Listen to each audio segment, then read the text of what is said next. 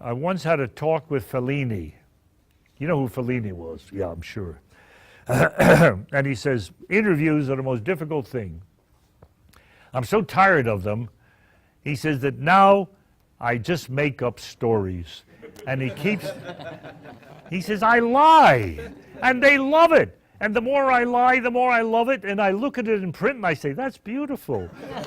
When I used to tell the truth, it was boring. Well, I'll tell you the truth. In one of my classes at USC, when I was teaching for a few terms way back in the 60s, George Lucas was a student. And even then I could see that he was a very special student. Not that he had a great eye, but he had vision. And vision goes beyond having an eye. It's the eye, the heart, the creativity. He could do things that he saw things that others didn't see in terms of film. He saw a scene from many different angles, and I'm talking metaphor. I'm not talking actual visuals, because he was not a good cameraman at all. And in the 2 terms I had him, I think it was 2 terms, I was really surprised. He was different. He was good. Years later, I mean, we remained sort of distant friends.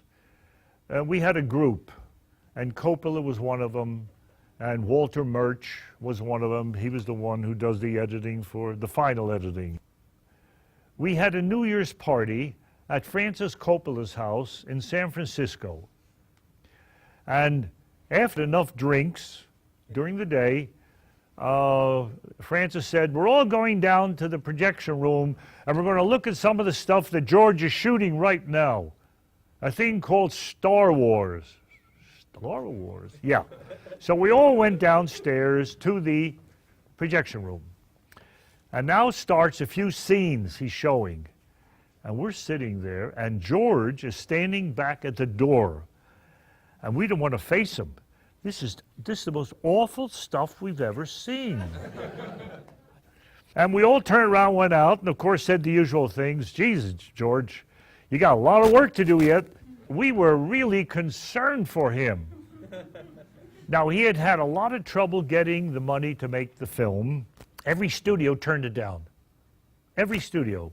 And George started spending his own money in London building sets. Nobody believed in it. Only George. It's amazing. I give him so much credit for that.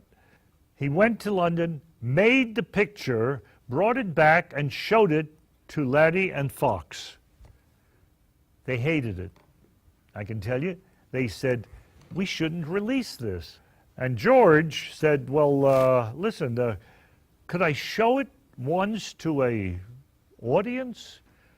Oh, yeah, you can show it. So he paid for a projection, and people brought their kids. The children in the audience were screaming so loud we couldn't hear the dialogue, which was a blessing in a way.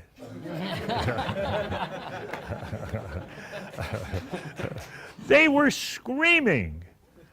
And I looked back, and all the people from Fox, the big wheels, were there, and they were standing like this.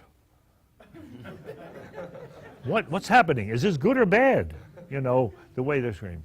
Anyway, it was such a good showing that they said, all right, we'll give it a limited release.